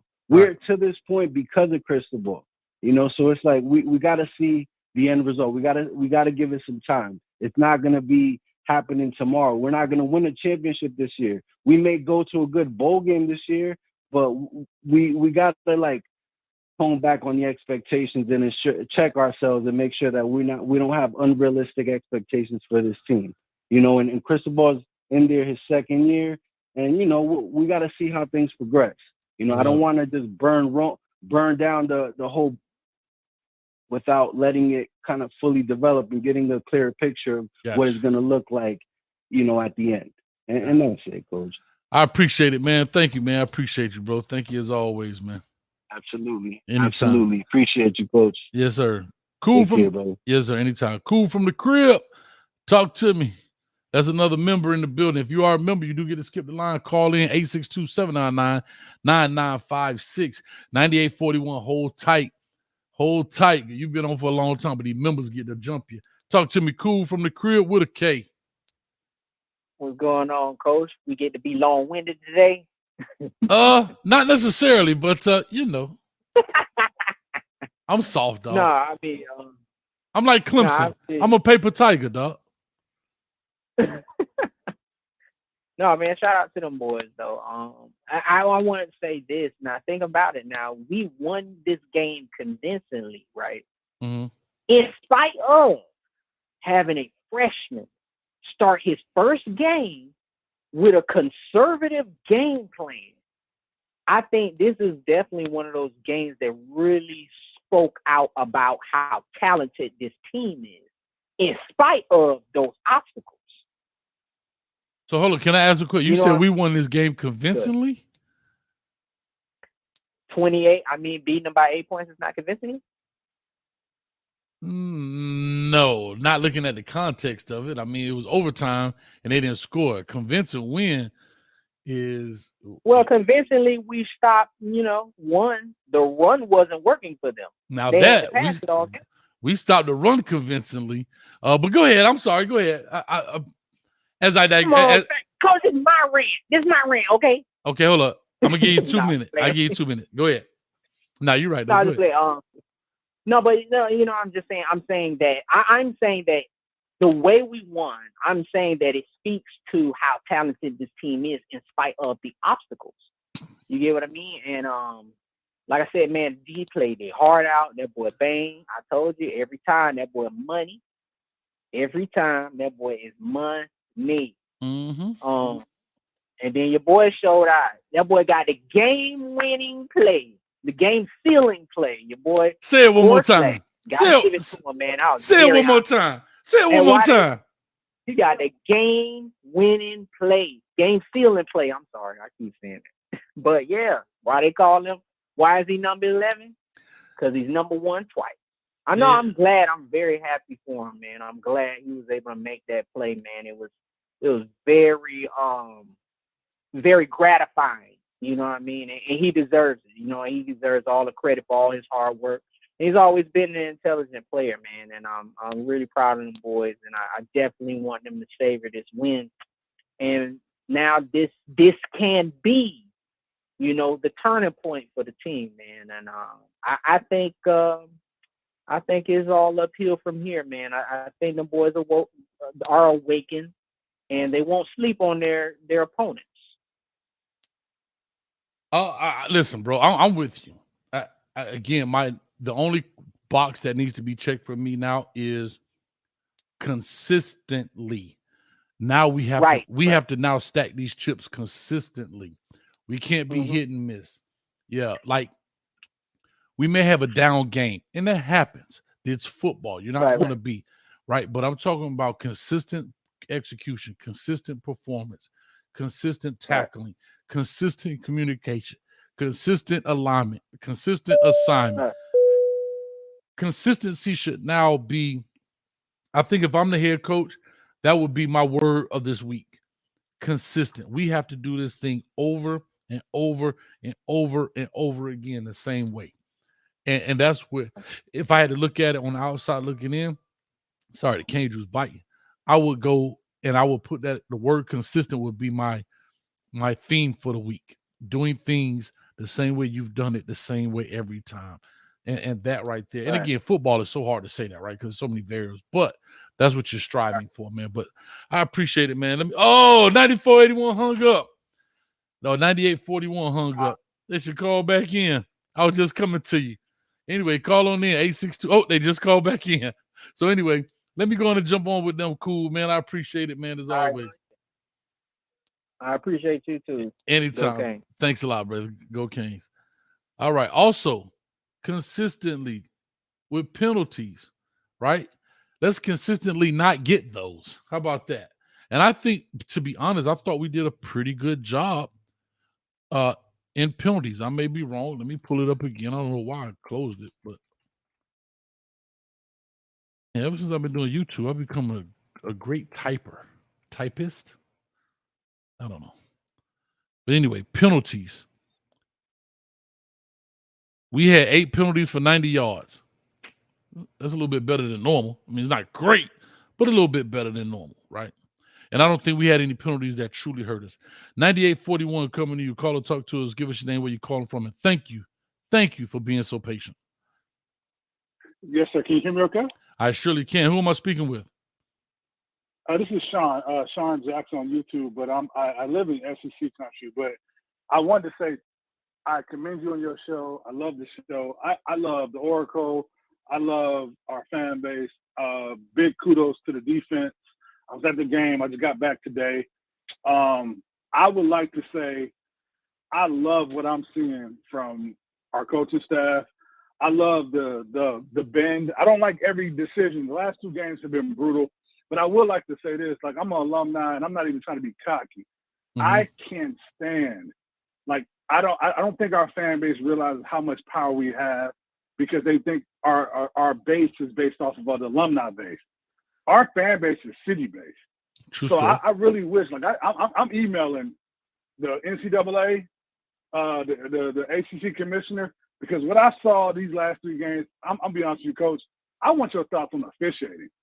It is disgusting bringing my family, my wife, traveling from Texas to Florida to see the blatant disrespect for all the hard work these kids do. I saw a kid get his helmet smushed in. I see, like, we can't even, like, celebrate without getting a penalty. And yes, we got to be disciplined. And I agree with you. But I don't know how much time I got, but I know I probably got 30 seconds. But I'll say this: I'm late to the show, but I had to get this off my chest because I'm over here like this. I've watched you, and I love Streeter too as well. I do want Streeter to ask the question to Mario. what is his feeling on the officiating? And the AD brought it up. We play in an NFL stadium. Every angle is available. What is the point of having the camera view not available for certain things? That safety, I was in the corner of the end zone.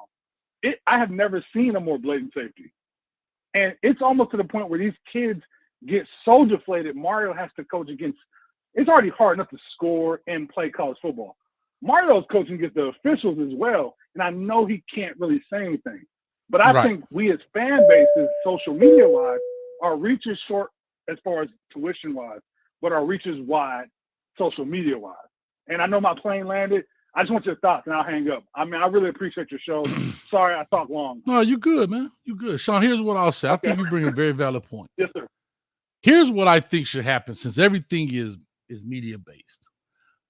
Coaches are never going to talk too harshly on referees, right? Because you got to see them again, right? It's what it is, right? It's the zebra gang. But I will say this. I do believe that if the NCAA would do this, people would appreciate it a lot more.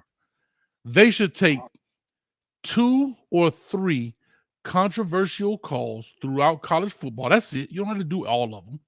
But 2 or 3 of the most controversial calls, start a YouTube channel or whatever, and explain how did they come to that conclusion. I think some transparency there.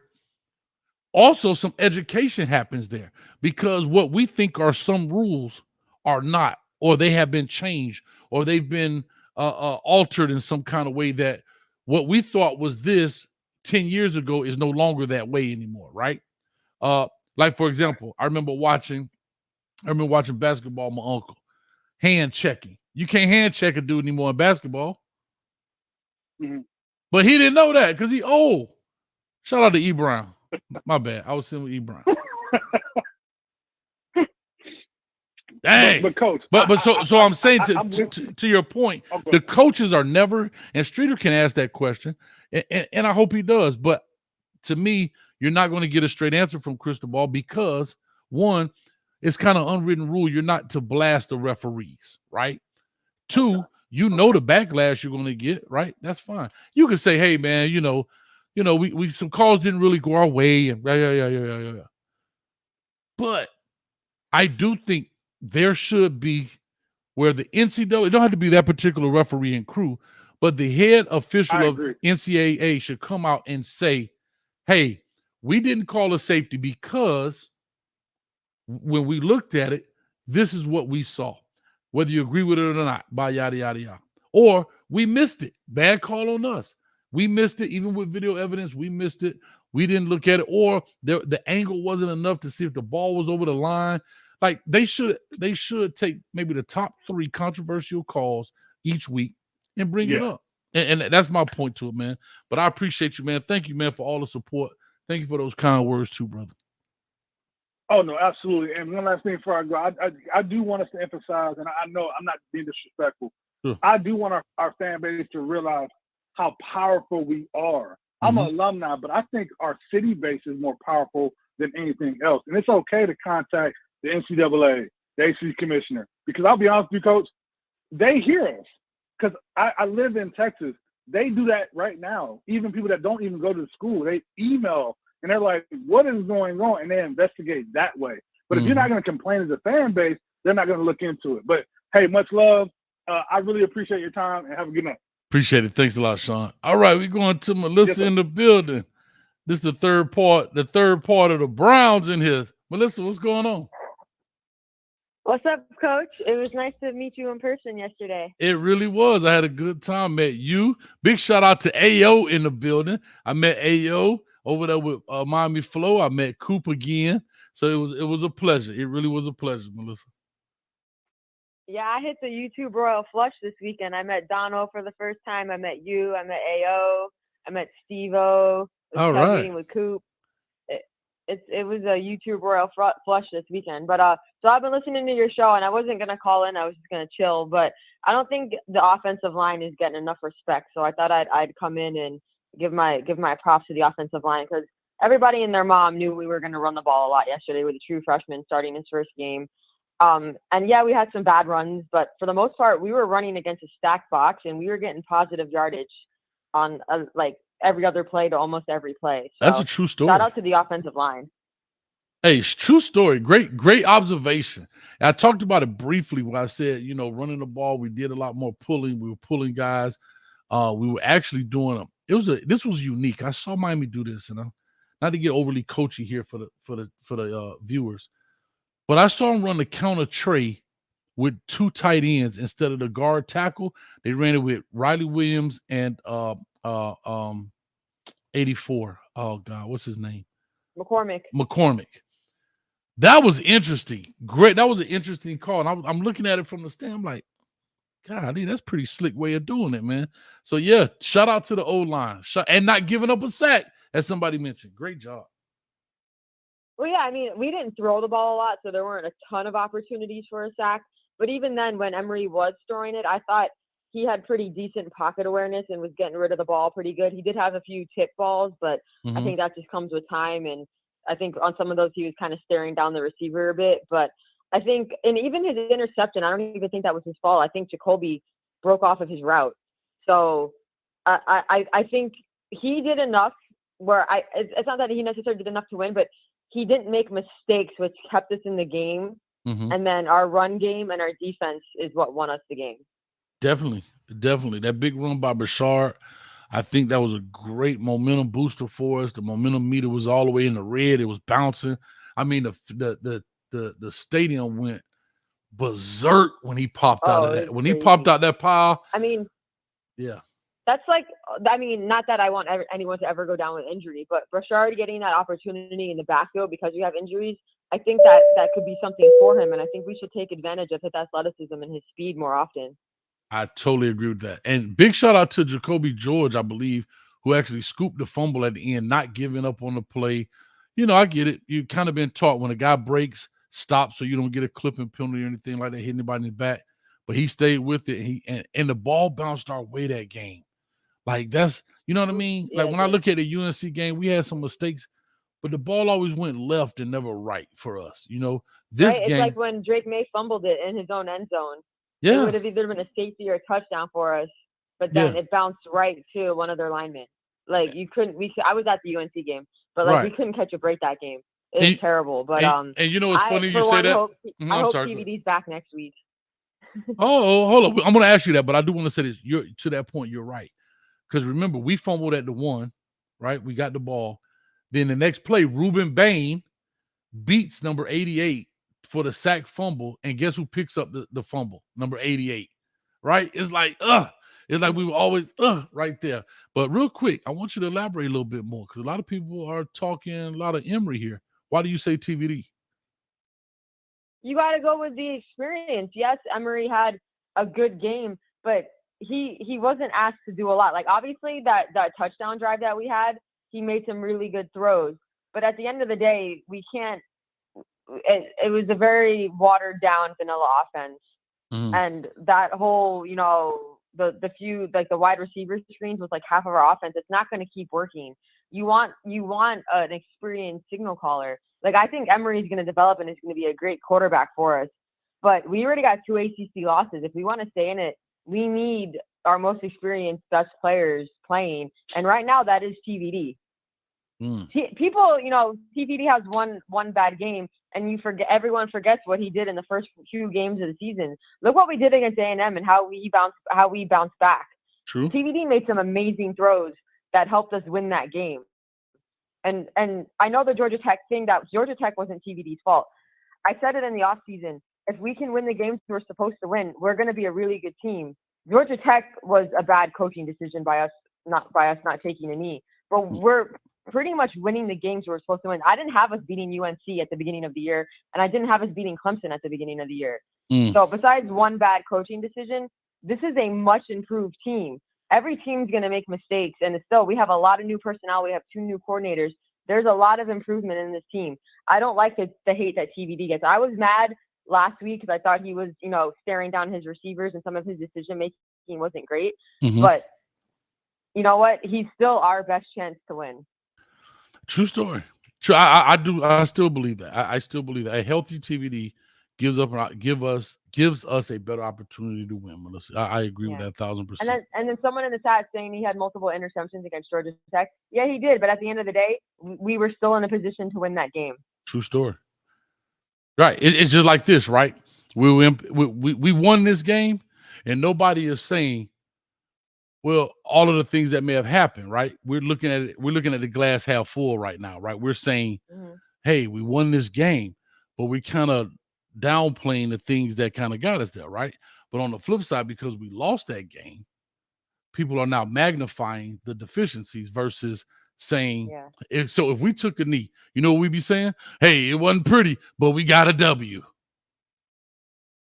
You know what I mean? There would have been a lot of things to discuss after the Georgia Tech game, even if we did win. The North Carolina game, I don't know what happened in the third quarter.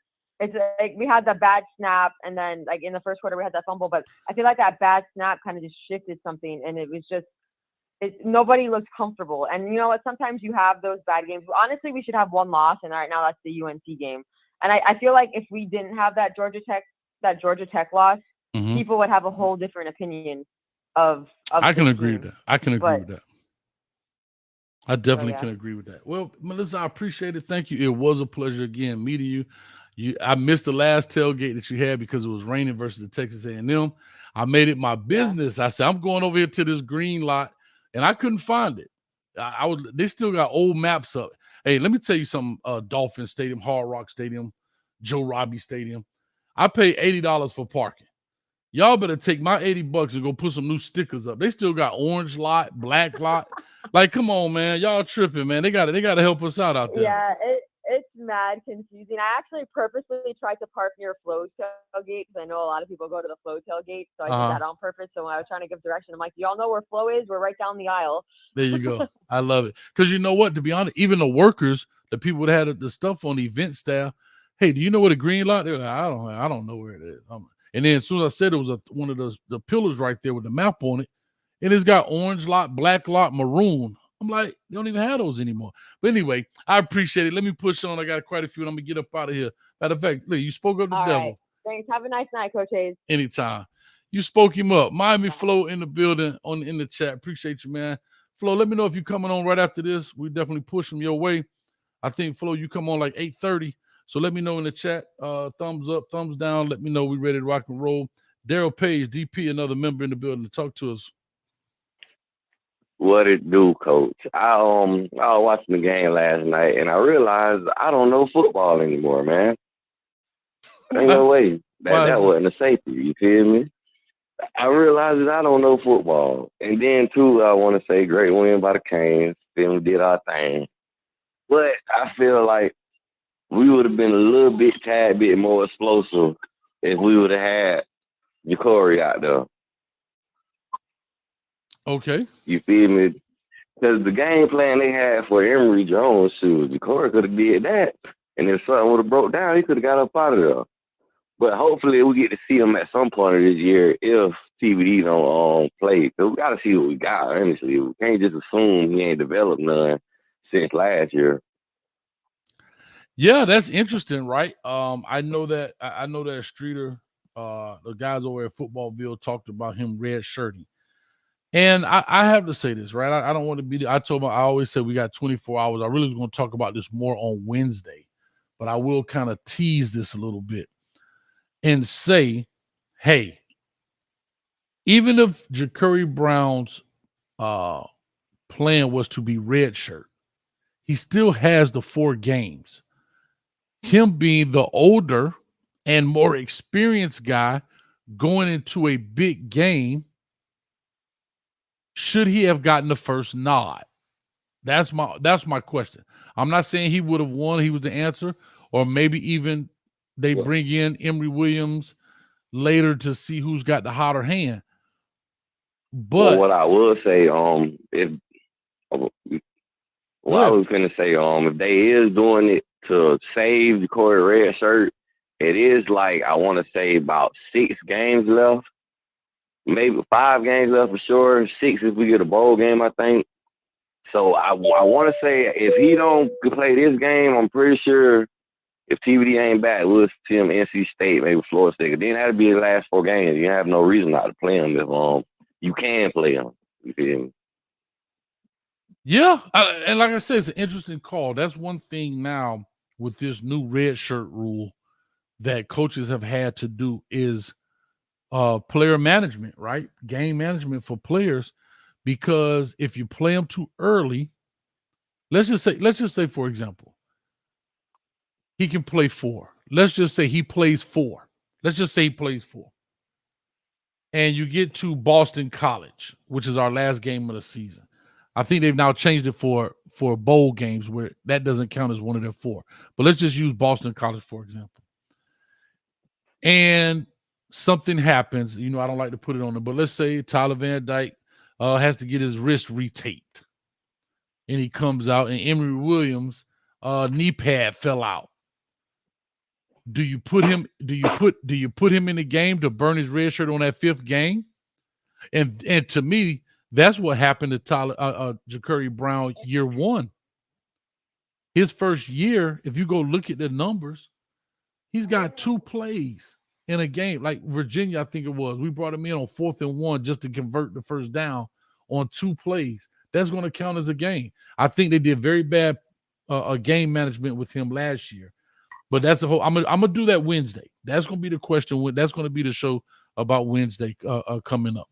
But yeah, man. Yeah, I appreciate it, man. And let me push on. I'm about to get up out of here. Actually, I'm gonna get out here a little early, Coach on that cane juice. I'm tired.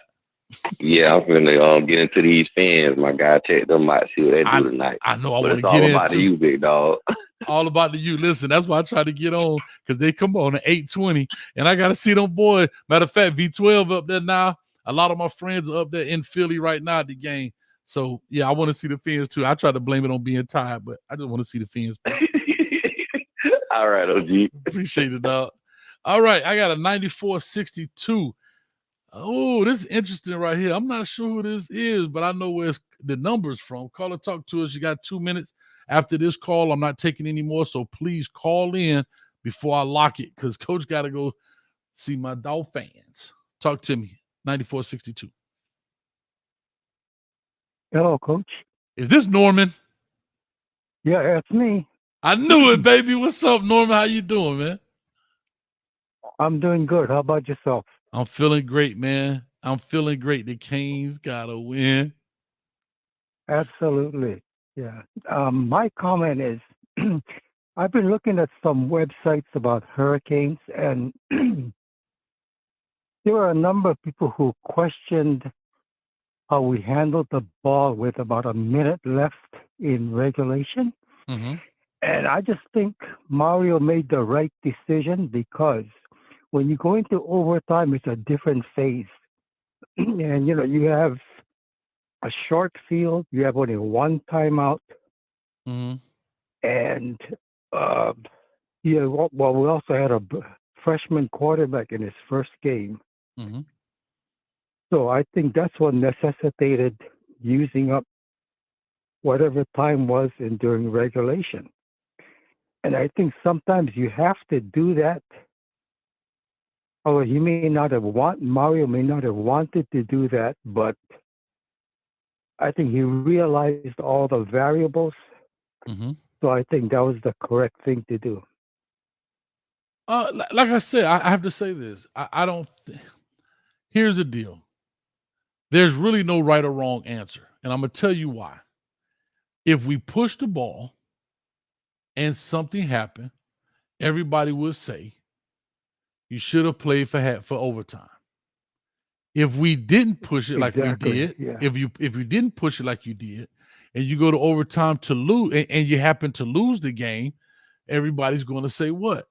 You should have pushed for the field goal. We only had to go 20. I don't know what the exact yardage is. I have to look at it, because I'm actually do the good, bad, and ugly while I put the Dolphin game on. But I don't know what the yardage was to where field goal range was. I don't know how many yards we had to go, but it's a no-win situation. So that's why I said earlier, if it was Coach Hayes, I would have pushed. I'm not mad that Coach Cristobal didn't push. I get it. Mm-hmm. But if it was me, I would have put. It was a preference call. You're not going to be right in that situation. It just happened to work out right because we caught the W. If we kick the field goal and win, we kick the field goal and win it, that's my coach. We ain't going to overtime with them. Let's win it in regulation. It's a no-win, and it's an always-win situation, how you look at it. That's how I look at it. Okay, well, I guess you have other people who want to call in, so I can see your point. Yeah. It's damned if you do, damned if you don't. There you go. So there you go. Anyway, Norman. Thanks for taking the call. Good talking with you. Anytime, Norman. Thank you for always supporting this channel, man. I really appreciate you. All the way from Hawaii, baby. I love it. Thank you, man. Take care. All right, now. All right, that's Norman in the building. HBC, what's up? Doc Holliday, what's up? What's good, Coach Hayes? I'm good, baby. Listen, y'all go make sure y'all check out my man, Doc Holliday, for all your HBCU news, especially if you're in the HBCU football. I'm not sure if you do other sports, Doc, but definitely I know football is definitely on the table. Go check him out, man. Very informative. We got a lot of stuff going on over there. So make sure you go check him out. And I know Ellen V will be on it in a second. She's going to drop that link where y'all go subscribe. Before I get to this last call, I'm about to lock the phone lines here in a second. We're on the road to 37,000 subscribers. We are less than 250 away. Hit somebody up. Call your mama, cousin, uncle basketball. See what happened when you be reading the chat and trying to talk at the same time? Call your mama, uncle, cousin, brother, sister to subscribe as well. We're on the road to 37,000. I ain't gonna lie to you. Coach is trying to get to 40,000 before January 1. That's the goal. 40,000 before January 1. And that is the goal. I may put that up here somewhere on this screen. I already got a lot of crap up here on the screen, but it's good stuff. All right. But anyway, we got our last one. I'm gonna lock this deal out. The conference has been locked. I appreciate it. And we got one more cash app right here. Big shout out to I'm gonna just call him Barry. Thanks, Barry, for the $10. He says, this is Coach Elliott. Love your show. Appreciate you, Coach Elliott. Thank you so much, man. I really appreciate that. Thank you for the $10 on Cash App. So like I said, you're more than welcome to donate Cash App, PayPal. Only reason I don't put PayPal up on the screen because it shows too much information. I can't block it out, and it's too. But I will give you a shout out if I see it on there. And thank you for that, brother. All right, I got my last call. I got Shad back. He for round 2. Let's slap him up because he keep talking about it's National Cap Locks Day. All right, Shad. Coach, I had to call back. I forgot to say something. I see that. I know you got some Clemson fans that listen to the show and don't listen to the replay. So Edward, I want to be the first Edward, to say, Edward, where is Edward? I'm sorry. Go ahead. I'm sorry. I would be the first person to say, if y'all say that this is the Clemson team, I want to follow their lead and say Clemson has never been a good Miami Hurricane team. Shad, do me a favor. Say that again because it straight broke up when you said it. So say what you're saying again. I said Clemson, if they're saying that this Clemson team was not good, then I'm going to say Clemson has never beat a good Miami Hurricane team. Ever. That's fair. That's fair. Never beat a good Miami Hurricane team. Ever. Can I ask you? That's the hill that they want to climb on. If that's how they want to try to diminish what we did, then I'll make it even worse. They have never beat a good Miami Hurricane team, and their best team wouldn't beat our 4th best team. I'm putting it there today. Ooh, let me ask Y'all you. best team, Deshaun Watson, Sunshine, would not beat the 03 Miami team. I got the 02, I ain't got to get the 01, I ain't got to get the 2000. Y'all best team can't get on the field with our 4th best team. Never beat a good Miami Hurricane team. Never. And guess what? After last night and the current state of affairs, y'all won't beat another Miami Hurricane team. I'm giddy. Wow. It ain't on no cane juice. Hey, what he say on Ricky Bobby? I'm all jacked up on Mountain Dew right now. I can't drink no cane juice. I'm working. Shad, Jacked up on Mountain Dew. Shad, can I say this? As TTV King says, that was the most emotion TVD show. This is the most emotion I ever heard out of you, Shad, as you called in. Coach, I don't listen. I didn't, that's the first thing that I saw last night on Twitter. Oh, this is a bad Clemson team. When have y'all played a good Miami team? How about that? When? Ooh. It wasn't 58-0. It wasn't 2017. It wasn't 2020. It wasn't last year. 2009. That was Randy's best team, but that wasn't a good Miami Hurricane team based on the standard that we have. So y'all never beat a good Miami Hurricane team. Never.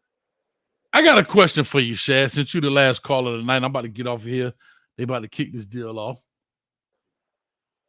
There were some rumblings. I was actually watching Uncle Lou. A lot of people know I watch Uncle Lou. I actually like Uncle Lou. We've never spoken before. And I apologize for the camera going in and out. It's because it's white shirt and it's trying to white balance. I apologize. And every time I put my hand in front of the shirt, it gets dark.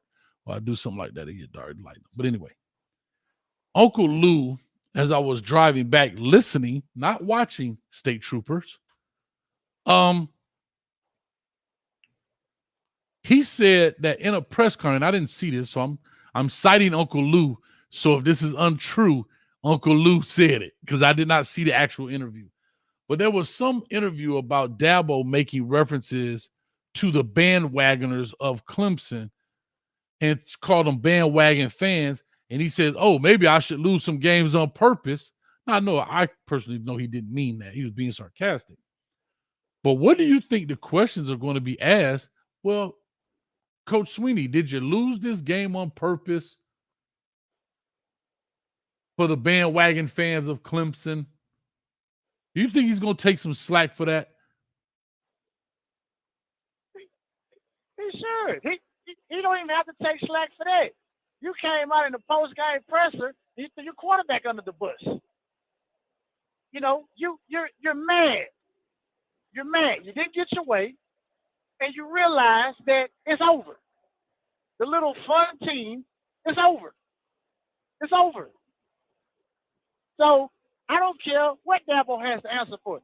It is over. It's over for Clemson? No, I'm not. It's over for him? Listen. No. It's not over. They're back to Clemsoning again. Remember Clemsoning? They're back to that again. So no, it's not over. Y'all will win 8, 9 games or whatever the situation is, but it's over. It's over. Dabo is going out like Jimbo Fisher right now at Florida State. This is Urban Meyer last year at Florida right now. This is what this is. Hey, I've seen this before. Their fans know it. We know it. Y'all, again, like I said, y'all never beat a good Miami team. And guess what? Y'all just lost to a Miami team that is solid. Oh, okay. Boy, I thought you said that. Sorry, I'll take that back. Hey, listen. I know this ain't Coach Prime show, but this ain't even what we're gonna be in the next 2 years. And y'all lost to that. So what does it look like when we play y'all again? When you can't stop the run. So that made me mad when y'all want to throw out the excuse, oh well, this ain't a good Clemson team. Well, where a good one at then? When are y'all gonna get another one?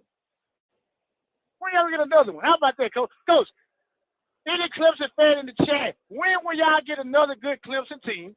We will get in touch with Dan Radakovich, and we will make sure that we put y'all on the schedule. When will y'all get another good Clemson team? That's what I want to know. Since we don't get credit for beating y'all this year, when will y'all have another good Clemson team? That's the question. Mm-hmm. Well, Shad, I'm gonna say this because I'm finna go work on the good, bad, and ugly as I watch the Dolphins create some good, bad, and uglies. But Shad, you made some very valid points. But I do want to look for a long-time subscriber. And I'm not here because he has been supporter of the show. But where is Edward? It used to be Edward, but then he changed his name to Go Tigers. Where are you? He was in my live Monday. You know, I like him. No, I do like him. I do like. He's very realistic. He's realistic. If he's here, when would they have another good Clemson team? That's what I want to know. Since this one wasn't good enough, when will y'all have another good one? They say you on that cane juice. Tell us, hey Shad, tell the truth. You know I shipped you some cane juice. I shipped you some cane juice. No, I'm doing. No, I'm on my. No, coach, but I'm just saying. I'm not the Homer fan, but y'all not about to take a win away because you gonna try to diminish our win. I get you. You guys know the chip. Because listen, this is the thing. You haven't beat a good Miami team. I didn't see a Hurricane fan in 2017, last year, 2020, or even 2009, or even 2015. I saw no Hurricane fans say, you know what, y'all ain't beat a good Clemson team. Because you know what? Because we don't do that. But I'm doing it right now. Y'all have not beat a good Miami team. Ever. So when will y'all get another one? That's all I want to know.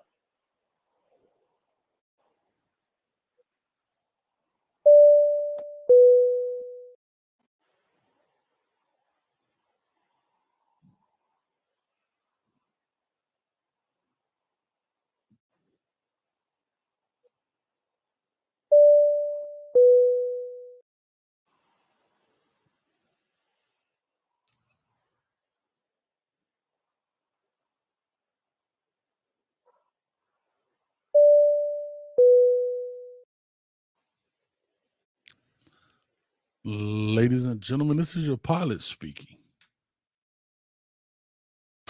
He finally hung up. Shad, you know you ain't had to hang up, dog. You know I be teasing you, man. He hot right now. Shad, you hot right now. Sound like you giving it to them Tigers. Pause. Tiger pause. You get it? You giving it to them Tigers. Pause. Tiger pause. Whatever. I'm here all week, ladies and gentlemen. Real quick, man, let me give some quick love to another cash out. Appreciate it, man, from Gage Shoddy off in here, man. Thank you for the $5, man. Gage Shoddy, man, thank you so much. Throw the you up to you, man. Appreciate that as always. Let me get up off here.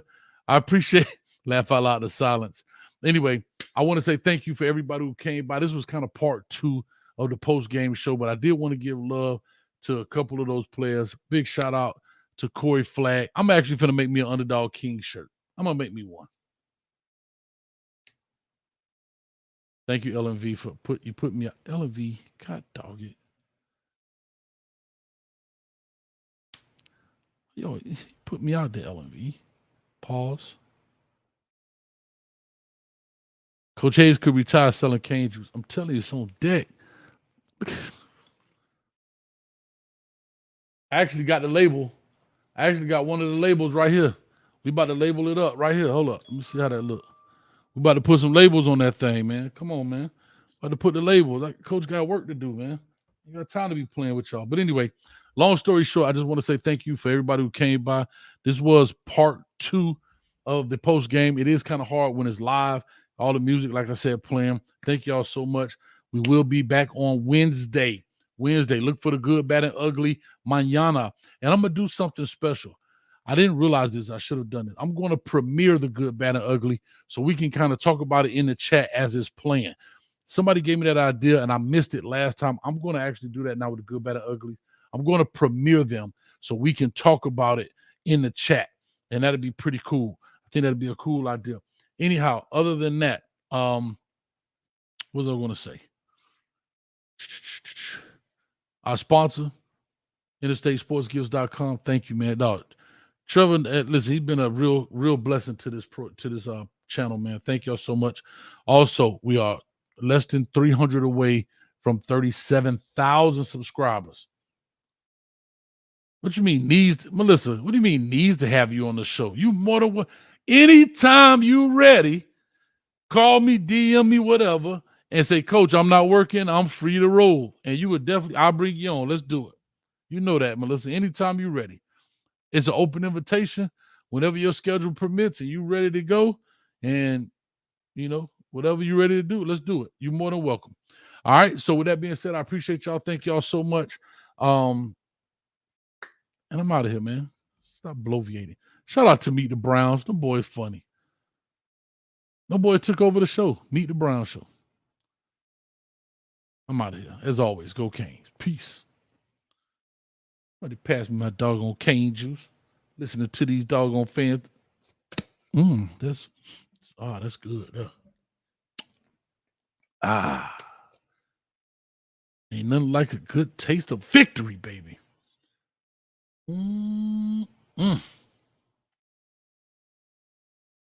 Yeah. Shar Smith, 80-yard run. Let's go, Canes! Let's go, Canes.